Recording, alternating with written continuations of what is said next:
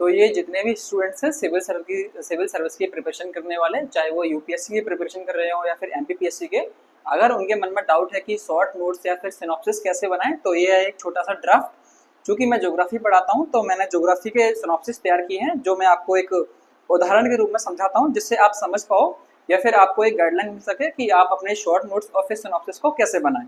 तो ये है, देखो, एक छोटा सा ड्राफ्ट। जैसे कि मैंने यहाँ लिखा हुआ है कि भारत का भू आकृतिक विभाजन, जिसमें हिमालय पर्वत, तटीय मैदान, प्रायद्वीपीय पठार, द्वीप समूह, उत्तर भारत का जो मैदान है वो समझाया।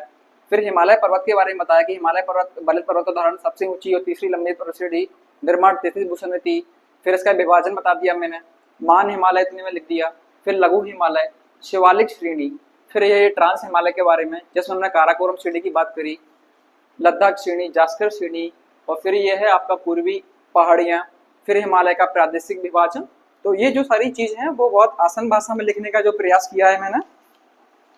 जैसे कि एक एग्जांपल देखो, उत्तर भारत का जो है विशाल मैदान है, मैंने विशाल मैदान को 4 भागों में विभाजित करा है, भाबर, तराई, बांगर और खादर। और ये एक छोटा सा डायग्राम बना हुआ है इसका। पंजाब हिमालय, इसका जो प्रादेशिक विभाजन है, वो सारी चीजें हैं। तो सिनॉप्सिस बनाने का या फिर शॉर्ट बनाने का एक यही जो प्रकार है, 2 आपको सिंपल ऐसे लिखो लैंग्वेज में, ताकि आपको सारी चीजें क्लियर हो जाएं। मैथ में लिख दिया है यहाँ पे। बात आती है प्रायद्वीपीय पठार की, ये है प्रायद्वीपीय पठार का सिनॉप्सिस, और जो नोट्स बोलते हैं जिसे शॉर्ट नोट। तो इसमें मैंने आपको बता दिया, पहले प्रायद्वीपीय पठार के बारे में एक छोटी सी पॉइंट टू पॉइंट जानकारी बता दी है। दूसरा, मध्य भारत पठार के बारे में जानकारी बता दी है। फिर बुंदेलखंड पठार, बघेलखंड पठार और छोटा नागपुर पठार। तो ये जो है ज्योग्राफी का एक कंप्लीट सिनॉप्सिस है, जो मैंने अपनी प्रिपरेशन के दौरान और अपनी टीचिंग के दौरान बनाया। क्योंकि मैं ज्योग्राफी पढ़ाता हूँ तो सिनॉप्सिस इसलिए बनाया ताकि जो भी स्टूडेंट ज्योग्राफी में कंफ्यूज हैं या फिर शॉर्ट नोट्स या सिनॉप्सिस बनाने में कंफ्यूज हैं, तो वो इससे उनको हेल्प मिल सके।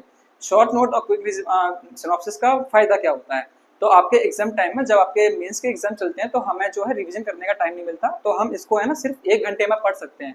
तो आप विश्वास मानिए मेंस के पॉइंट ऑफ व्यू से मात्र 15 पेजेस का है, इसको हम 1 घंटे में पढ़ सकते हैं, क्योंकि जो हमारी भाषा में और हमारे द्वारा लिखा गया है।